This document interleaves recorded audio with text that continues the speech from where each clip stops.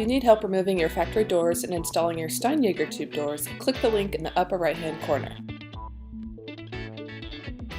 Start by holding the panel up to the door to check orientation. The Steinjager label should always face the front and out. Begin installing the bungees by sliding each one through a grommet hole and then around the door.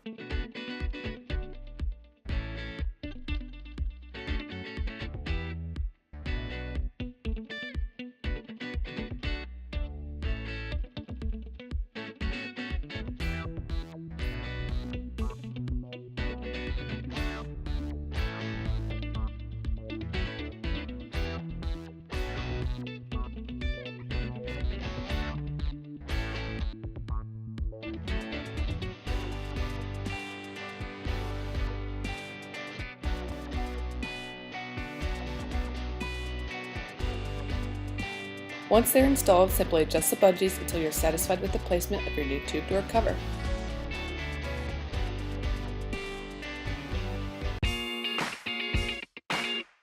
For more information, head over to steinjager.com.